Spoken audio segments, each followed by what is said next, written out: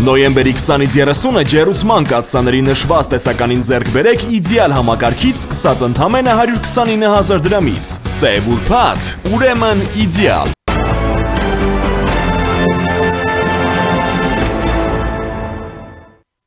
Ադրբեջանական լրատվամիջոցների հաղորդմամբ Հայաստանի քաղաքասարակության ներկայացուցիչները ժամանել են Բաքու Հայաստանի քաղաքասարակության 5 ներկայացուցիչներ այսօր պատասխանայցով Բաքու են մեկնել մասնակցելու համատեղ քննարկումներին ադրբեջանական բանտերում պահվող հայ գերիներին տեսակցություն սակայն նախատեսված չէ, թեև նրանք նախապես նման ցանկություն էին հայտնել։ Երկու երկրների կառավարությունների նախաձեռնությամբ ստեղծված փորձագիտական խմբերի Երևանյան հանդիպումը մեկ ամիս առաջ կայացավ։ Այն սկանդալով ուղեկցվեց, պարզվեց, որ ադրբեջանական պատվիրակության կազմում էր 22 թվականի վերջին Լաչինի միջանցքը փակած ակտիվիստ կինը, աղմուկ բարձրացավ հայկական կողմից, արձագանքեցին միմյանց կազմերը, նախապես չեն քննարկել։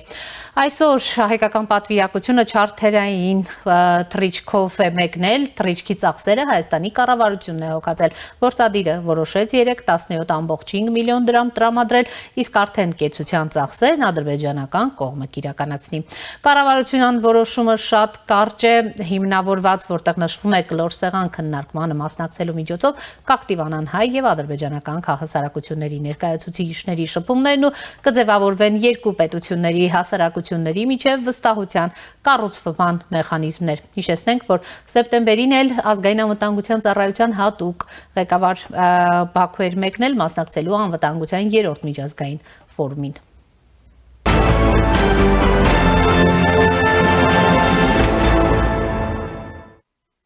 Նոյեմբերի 20-ին Միացյալ Նահանգներում Հայաստանի դեսպան Նարեկ Մկրտչյանը Սան Ֆրանցիսկոյում այցելել է Google-ի կենտրոնակայան, որտեղ հանդիպում է ունեցել կազմակերպության արհեստական բանականության կիրառման ռազմավարության ղեկավար Հրաչ Աչաջյանի հետ։ Հանդիպմանը ներկայ են եղել Լոս Անջելեսում Հայաստանի գլխավոր հյուպատոս Կարեն Իսրայելյանը, Google-ի միջազգային համագործակցության թիմի ներկայացուցիչ Ռավեն Պելամինը, ինչպես նաև ընկերության ներկայացուցիչ Գոհար Գալյանը։ Հանդիպմանը քննարկվել են համագործակցության հնարավոր ուղղությունները, արհեստական բանականության ու առաջատար տեխնոլոգիաների զարգացման հեռանկարները, հայկական մշակութային ժառանգության թվայնացման հնարավորությունները, Google Arts and Culture-ի միջոցով, ինչպես նաև այն ոլորտները, որտեղ Google-ի փորձառությունը կարող է առավել նպաստել Հայաստանի տեխնոլոգիական էկոհամակարգերի ամրապնդմանը։ Հիշեցնենք, որ նախորդին էլ պարզ դարձավ, որ արհեստական բանականության տեխնոլոգիաներ մշակող Firebird ստարտափը ստացել է NVIDIA-ի չիպերը Հայաստան արտահանելու Միացյալ Նահանգների կառավարության հավանությունը,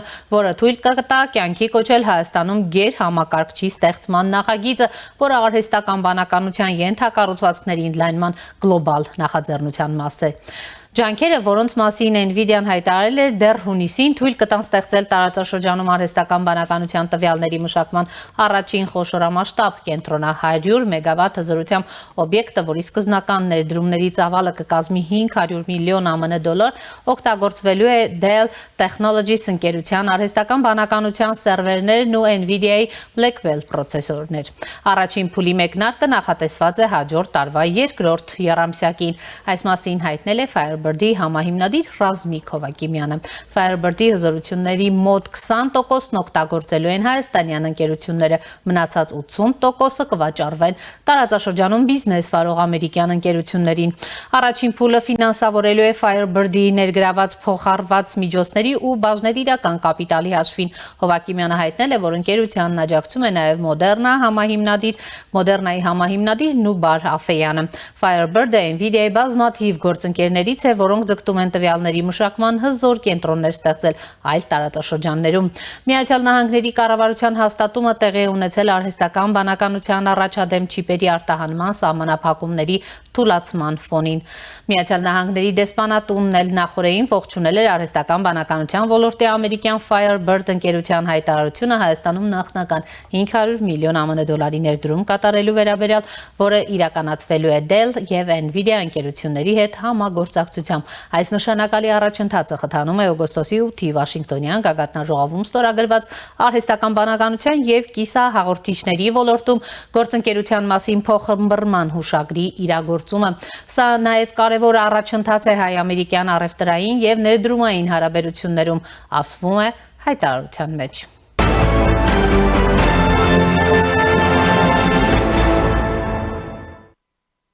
Շարունակում ենք աշխատանքը եւ այս պահին զրուցելու եմ Արցախի Հանրապետության ազգային ժողովի նախկին պատգամավոր Վահրամ Աթանեսյանի հետ։ Պարոն Աթանեսյան, բարև ձեզ, շնորհակալ եմ միանալու համար։ Բարև ձեզ։ Եվ այսպես պարոն Աթանեսյան արդեն պարզ է դարձել, որ քաղաքասարակության 5 ներկայացուցիչներ ժամանել են Բաքու, այլ մանրամասներ այս պահին չկան։ Գիտեք, սա փոխադարձ այց էր եւ Թուրքիայի Ադրբեջանի քաղաքասարակության ներկայացուցիչների այցը Հայաստան որոշակի այսպես սկանդալով ուղեկցվեց։ Ընդհանուր առմամբ ինչպես եք գնահատում ուրեմն այս այցը եւ ուրեմն նաեւ առաջիկայում հավանաբար նաեւ պաշտոնյան այց կլինի ԱԱԾ տնօրենի այցից հետո կարծեք թե փոխադարձ այցեր են ուրեմն հասունանում, տեղի ունենում, ինչպես է առհասարակ գնահատում։ Առհասարակ դրական եմ գնահատում։ Նման այցելություններ պետք է տեղի ունենան, պետք է լինեն քննարկումներ, բանավեճեր եւ այդ ուղեկից գործընթացը պետք է նպաստի բուն կարգավորման կայացմանը, որովհետև առանց հասարակությունների հաշտեցման խաղաղությունները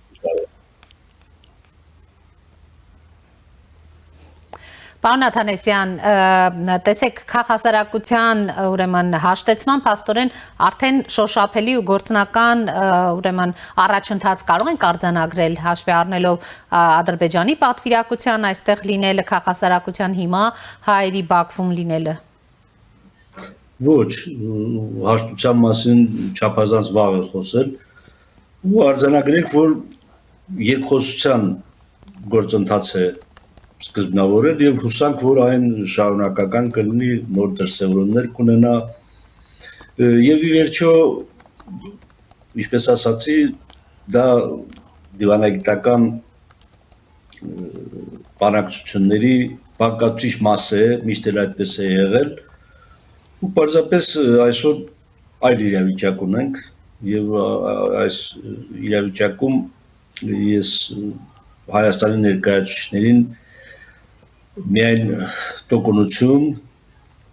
համբերություն, սառնասրտություն եւ հաշվենկատություն կցանկանայի մաղթել, որովհետեւ այդ երկխոսությունը հայկական կողմի համար մեզ համար չափազանց ծանր է։ Պարոն Աթանեսյան, կհնչեն նաև ծանր հարցեր, հարցադրումներ, հաշվի առնելով, որ նույն ադրբեջանցի փորձագետներին այստեղ տասնյակ հարցեր ուղղվեցին։ Այս առումով եք ասում, որ ծանր ըստ էության ուրեմն փուլ է նրանց համար այնտեղ գտնվելն առհասարակ։ Ոչ միայն ընդհանրապես ծանր է այս իրավիճակում ցանկացած հայ մարդու համար ադրբեջանցիների հետ երկխոսությունը, որովհետև ու իրավիճակը այնպիսին է, որ մենք պարտված կողմ ենք, բնականաբար երկխոսությունը որքան էլ քաղաքակիրթ տոնայնությունը պահպանվի, այնուամենայնիվ ենթատեքստում մեզ համար առնվազն հոգեբանական մարտահրավերներ պարունակում է։ Ու ամեն դեպս ես այդպես եմ կարծում, այդպես եմ պատկերացնում, չեմ պատկերացնում, որ շատ հաճելի, այսպես ջերմ բարեկամական մթնոլորտում հանդիպումներ են տեղի ունենում կամ տեղի են ունենալու տեսանելի ապագայում։ Ես այն կարծիքին եմ, որ կուտակված այնպիսի հարցեր կան, որոնք կանխորոշում են հայ-ադրբեջանական երկխոսության բարդությունը։ Պարոն Աթանեսյան, այս վերջին օրերին նաև զարգացումներ տեղի ունեցան Հայաստանի ազգային ժողովի պատգամավորների մակարդակով փաստորեն Թուրքիայում ունեինք ներկայացվածություն, հայտարարություններ եղան Էրդողանի եւ Ֆիդանի մակարդակով, որին Ֆիդանին արձագանքեց արտաքին գործերի նախարարը։ Ֆիդանը ըստ էության նշեց ժամկետներ, թե երբ կբացվի հայ-թուրքական սահմանը եւ այնքան էլ ոգևորիչ չէին այդ ժամկետները հաշվի առնելով նորից եթե լինի խաղաղության պայմանագիր, ապա այդ կյանքի կկոչվի սահմանի բացումը, այսպես ասած, նոր պահանջներ կամ հին պահանջների վերահաստատումը ինչպես է գնահատում։ Ես անկեղծ ասած Թուրքիայի արտաքին գործերի նախարարի ելույթի տեքստը ռուսերեն թարգմանությամբ Անադոլու գործակալության կայքում կարդացել եմ եւ այնտեղ նման նախապայմաններ, չգիտեմ, այդ պաշտոնական ելույթում չկան։ Որքանով ես հասկանում եմ, Ֆիդանը նման տեսակետ արտահայտել է պատասխանելով Թուրքիայի խորհրդարանի պատգամավորների հարցերին կամ պատգամավորներից մեկի հարցին։ Ոչ ոք իհարկե այսպես վերաբարձ ակնկալիքներ Թուրքիայից չունի։ Թուրքիան միշտ էլ խոսել է այն մասին, որ հայ-ադրբեջանական կարգավորումն է պայմանավորում հայ-թուրքական հաշտեցումը։ Այստեղ գաղտնիք չկա։ Ինչ վերաբերում է այն տեսակետին, որ շրջանառում է մեր փորձագիտական հանրությունը, ապա այստեղ պետք է ելնել յուրաքանչյուրի տեղեկացվածության չափից։ Գուցե կան փորձագետներ, որոնք Թուրքիայի դիվանագիտական ներքին խոհանոցին ծանոթ են եւ ըստ այդ եզրակացություններ անում, բայց օրինակ Թույն Ֆիդանը 1-2 ամիս առաջ հայտարարել է, որ հայ-ադրբեջանական պայմանագիրը կստորագրվի 2026 թվականի առաջին կեսին։ Ես կարծում եմ, այստեղ խնդիրը ոչ այնքան Հայաստանի եւ Թուրքիայի միջև է, որքան Թուրքիայի եւ Ադրբեջանի միջև է, որովհետեւ Ադրբեջանը միշտ էլ իր ազդեցությունը Թուրքիայի նկատմամբ փորձում է գործադրել, որպեսզի հայ-թուրքական հաշտեցումը չնախորդի կամ հայ-թուրքական սահմանի բացումը չնախորդի հայ-ադրբեջանական պայմանագրի ստորագրմանը։ Բարդ գործընթաց է իհարկե եւ այստեղ պետք է նաեւ ակնկալել միջնորդ կողմերի ազդեցությունը Թուրքիայի եւ Ադրբեջանի նկատմամբ, որպեսզի խաղաղության պայմանագիրը հնարավորինս արագ ստորագրվի եւ կոնկրետ նախորդի Հայաստանի խորհրդարանական ընտրություններին։ Սա պետք է, կարծում եմ, Հայաստանի դիվանագիտությունը իր համար նշաձող սահմանի։ Խաղաղության պայմանագիր ստորագրել մինչև 26 թվականի հունիս։ Խորհրդարանական ընտրություններից առաջ այո։ Այո, մինչև դա։ Ինչու պարոն Աթանասյան։ Ինչու է կարևոր այդ նշաձողի սահմանումը ինչ է տալիս։ Նշաձողի սահմանումը կարևոր է նրանով, որ Հայաստանը Ադրբեջանի հետ պայմանագիրը արդեն իսկ նախաստորագրել է։ Նախաստորագրված պայմանագրի տեքստում որևէ ակնարկ, որ կողմերից մեկը կամ երկու կողմերը պետք է իրենց ազգային օրենսդրությունը վերանայեն կամ, չգիտեմ, այլ հայացքով նայեն, չկա, գոյություն չունի։ Այս նախաստորագրված պայմանագրի առկայության դեպքում Ադրբեջանը չի կարող ինչ-որ հարց նախապայման առաջադրել, որտեղ այդ նախապայմանը պայմանագրի տեքստում արտացոլված չէ եւ որևէ քաղաքական հայտարարություն գոյություն չունի, այդ թվում նաեւ օգոստոսի 8-ի Վաշինգտոնում ընդունված քաղաքական հայտարարությունը, որ հայ-ադրբեջանական պայմանագրի ստորագրումը պայմանավորված է Հայաստանի սահմանադրական փոփոխություններով, ինչպես օրինակ վերջերս մի քանի ադրբեջանցի պատգամավորներ դարձյալ իրենց թույլ են տալիս ասել։ Հիմա այդ խաղաղությունը որքան Հայաստանին է պետք, կրկնակի Ադրբեջանին է պետք, որովհետև Ադրբեջանը խաղաղության պայմանը Հայաստանի հետ խաղաղության պայմանագրի ստորագրումը հետաձգելով անընդհատ իր ինքնիշխանությունը կախվածության մեջ է դնում արտաքին ազդեցությունից։ Եթե Ադրբեջանի խնդիրը արտաքին ազդեցությունը հաղթահարելն է եւ ասենք կենտրոնական Ասիայի երկրների հետ վեցյակ կազմելը ու այդ վեցյակի միջոցով Հարավային Կովկասում որ դերակատարություն առանձնահատուկ դերակատարություն ունենալ, ինչպես դարձյալ իրենք են ներկայացնում, ապա պետք է շահագրգռված լինի Հայաստանի հետ հարաբերությունների արդեն կայուն կարգավորմամբ իրավական կարգավորմամբ, փաստաթղթի ստորագրմամբ, սահմանազատմամբ եւ այլ հարցերով։ Այս իրավիճակում անընդհատ սպասել թե Ադրբեջանը ինչ է ասում, որպեսզի մենք փորձագետների կամ դիվանագետների մակարդակով հակադարձենք կամ սկսենք մեկնաբանել ադրբեջանական խոսույթը, սա ոչ արդյունավետ մոտեցում է։ Հայաստանը, հայկական կողմը եւ պաշտոնական դիվանագիտությունը եւ խորհրդարանական դիվանագիտությունը եւ վերլուծաբանները, փորձագիտական հանրությունը պետք է լինեն նախաձեռնող այնքանով եւ նրա համար, որպեսզի խաղաղության պայմանագրի ստորագրումից հետո Հայաստանը լինի հարավային Կովկասում, այս տարածաշրջանում, Մերձավոր Արևելքում, նաեւ Կենտրոնական Ասիայի երկրների համար ինքնուրույն դերակատար, սուբյեկտ, քաղաքական, աշխարհաքաղաքական, ինչու՞ չէ նաեւ անվտանգային սուբյեկտ։ Անընդհատ հետաձգել, անընդհատ քննարկել ադրբեջանական խոսույթը, դա կարող է տպավորություն ստեղծել, տպավորություն թողնել, որ Հայաստանը ինքնուրույն դերակատար չէ, այլ քիչ առաջ ես կարդացի Աստանայում Հայաստանի վարչապետի եւ Ղազախստանի նախագահի բանակցություններից հետո Ղազախստանի նախագահի հայտարարությունը շատ հստակ արձանագրում է, որ հայ-ղազախստանյան հարաբերությունները հասնում են ռազմավարական գործընկերության մակարդակի։ Սա պետք է ուղենիշային լինի Կենտրոնական Ասիայի բոլոր երկրների համար։ Բայց չի կարող Ուզբեկստանը Հայաստանի հետ այլ որակի հարաբերություն ունենա, քան Ղազախստանը, որտեղ Կենտրոնական Ասիան արդեն իրեն հռչակել է մեկ միասնական տարածք։ Նույնը պետք է տրանսֆորմացվի Հայաստանի նկատմամբ Ադրբեջանի նախագահի վերաբերմունքի վրա։ Այսինքն չպետք է նախաձեռնությունը բաց թողնենք այնպես, որ Ադրբեջանը,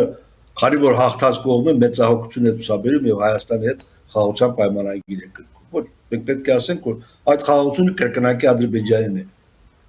ձեռնտու Ադրբեջանին է։ Շահավետ, որովհետեւ բարձրացնում է նրա ինքնիշխանությունը, բարձրացնում է նրա սուբյեկտությունը։ Չլիներ Վաշինգտոնյան օգոստոս 8-ի համաձայնությունները, չէր լինի Ադրբեջանի նախագահին Կենտրոնական Ասիա հրավիրելը եւ նրան այդ խորհրդատվական խորհրդում իրավահավասար կարգավիճակի շնորհում։ 7 անգամ այդ խորհրդատվական խորհուրդը նիստ է գումարել, 7-ին էլ Ադրբեջանը մասնակցել է, բայց Իլհամ Ալիևին ընդամենը այդ սեղանի շուրջ համարել են հյուր, պատվավոր հյուր։ Այսօր նրան տրվել է իրավահավասար մասնակցի կարգավիճակ, շնորհիվ կրկնում եմ օգոստոսի 8-ի Վաշինգտոնյան պայմանավորվածությունների եւ այս քաղաքագիտական վերլուծաբանական տրենդը հայկական կողմը պետք է զարգացնի, անընդհատ գեներացնի եւ նաեւ ադրբեջանցի փորձագետների հետ հանդիպումները պետք է հանդես գալ որպես իրավահավասար կողմ։ Պարոն Աթանեսյան, տեսեք, դուք նշում եք, որ Հայաստանը պետք է ժամկետներ, Հայաստանի դիվանագիտությունը իր խողովակներով պիտի մինչև խորհրդարանական ընտրություններ այդ ժամկետները նշի, բայց Ադրբեջանը կոնկրետ անընդհատ շեշտել է իր պայմանները, չէ՞, սահմանադրության փոփոխություն, իսկ մենք գիտենք, որ Հայաստանում այդ փոփոխությունները որևէ կերպ չեն կապում Ադրբեջանի կողմից թելադրված պայմաններով եւ տեքստը դեռ պատրաստ չի, պատրաստ կլինի դեռ ընտրություններից հետո հնարավոր է դրվի հանրակրվեի, այդ հայտարարությունները հայկական կողմից ինչ կտանա ընդհանուր գործընթացին։ Մենք նախ պետք է արձանագրենք, որ ադրբեջանական կողմ իր խոսույթը կրկնում է, քանի որ այդ խոսույթը կրկնակի եռակի անգամ շրջանառվում է Հայաստանում։ Եթե Հայաստանում բոլոր քաղաքական ուժերը իշխանություն, խորհրդարանական, արտախորհրդարանական պնդեն մի բան, որ Ադրբեջանը չի կարող Հայաստանին սահմանադրական փոփոխությունների նախապայման առաջադրել, ապա ադրբեջանական խոսույթը կրկնակի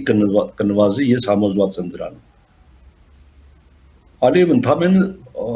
փորձում է Հայաստանի ներքաղաքական կյանքի կուրատոր լինել։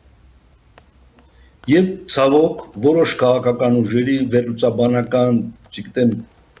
փորձագիտական շրջանակների, մեդիա ռեսուրսների միջոցով ամբողջ Հայաստանի հայկական տեղեկատվական դաշտը Ադրբեջանի կողմից օկուպացված է։ Շատ փոքր, շատ նեղ սեգմենտ է տեղեկատվական դաշտում, որ այդ մանտրայից զերծ է։ Եթե Ադրբեջանում ամեն օր հետևում են հայկական մամուլին, սոցցանցերին,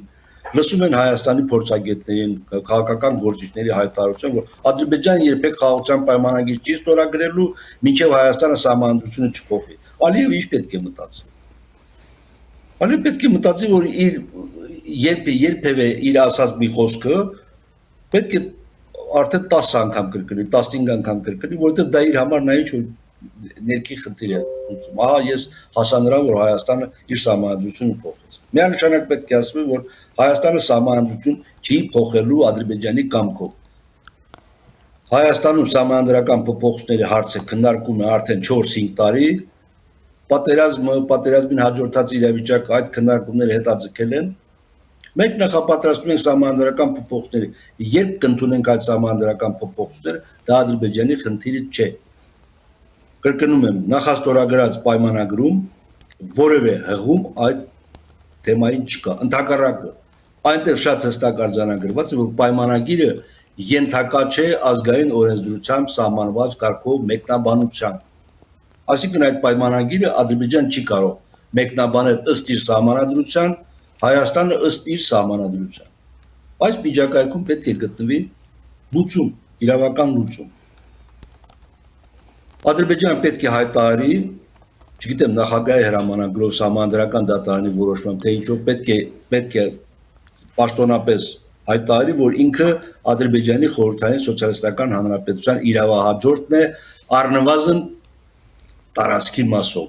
Մնացած քաղաքական համակարգ ինչի որևէ մեկին հետաքրքիր չի։ Թող Ադրբեջանը բռնապետություն հաստատվի, բայց Ադրբեջանը պետք է պաշտոնապես իրավական ակտով հայտարարի, որ Ադրբեջանի խորհրդային սոցիալիստական հանրապետության իրավահաջորդն է տարածքի մասով, իր տարածքը 86.6000 քառակուսի կիլոմետր է։ Եվ դրանով էլ թեման փակում է, քանի որ Հայաստանը արդեն իսկ հայտարարել է, որ սովետական Հայաստանի տարածքի իրավահաջորդն է եւ այդ տարածքը թվերով նշվում է 29743 կիլոմետր։ Ադրբեջանի նախագահը պետք է հայտարարի, որ իր երկրի տարածքը, կրկնում եմ, 86.6000 քառակուսի կիլոմետր եւ այստեղ որևէ արդեն սահմանադրական փոփոխության, օրենսդրական փոփոխության, չգիտեմ, հռչակագրի փոփոխության, Ադրբեջանի պետական անկախության վերականգնման մասին սահմանադրական ակտի փոփոխության մասին խոսակցությունները կդադարեն։ Շնորհակալ եմ, պարոն Աթանեսյան։ Խնդրեմ։ Զրուցում է Արցախի Հանրապետության ազգային ժողովի նախկին պատգամավոր Վահրամ Աթանեսյանի հետ։ Այս ժամի համար այսքանն էինք նախատեսել, հետևեք մեր թողարկումներին, կհանդիպենք։